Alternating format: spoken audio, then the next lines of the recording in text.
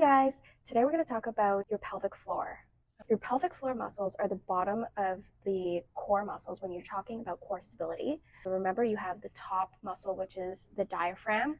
You have the bottom muscles, which are the pelvic floor muscles. And then you also have the abdominal wall or the abdominal cavity that contains all of the abdominal muscles. It's really important to have a connection with the pelvic floor muscles because we often forget about them when it comes to core stability. And your pelvic floor muscles are really important because they control bodily functions that are essential to the body, like when you go to the bathroom or when you have sex, for example. So I'm going to show you an exercise so you can connect with your pelvic floor muscles in order to build a good foundation for your core. You're going to sit up nice and tall on a chair or a bench. Okay, make sure that you're sitting up onto those sits bones and your feet are flat on the floor. In order to find your sit bones, you're going to take your hands and you're going to place them underneath your glutes. And where it hurts on your hands, where you find your hips meet your hands, that's where your sit bones are, okay? So we're not going to round the back and slouch, and we're not going to arch, because then you lose that connection with the sits bones. With your spine nice and elongated, you're able to sit right on top of those bones. Those are really important. So you're going to take a nice deep breath in. As you take a deep breath in, you want to diaphragmatic breathe. So allow your abdomen to expand. On your exhale, abdomen's going to come in. Okay, that's diaphragmatic breathing.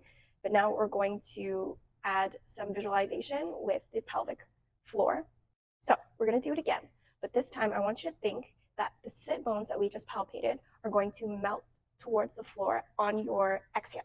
Okay, so you're going to inhale. On your exhale, sit bones melt towards the floor while you're keeping your spine elongated. Okay, let's try that again. Breathing in. Exhale. Relaxing those sit bones towards the floor. On the inhale, I want you to think drawing those pelvic muscles in and up. Okay, so this is similar to how you feel when you have to go to the bathroom, but you just can't go for some reason and you're holding your pee.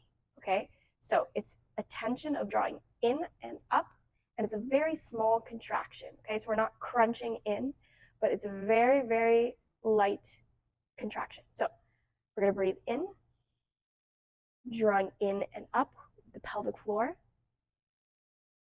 and exhaling, melting those sit bones towards the floor. Let's try that again. Breathing in, drawing in and up, exhaling, melting towards the floor. Okay, good job.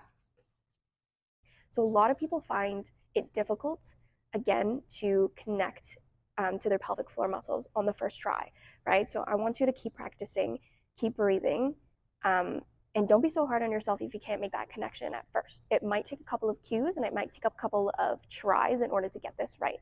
You can also practice doing this lying down on your back or standing up, and you can see if it makes it a little bit easier or harder to do.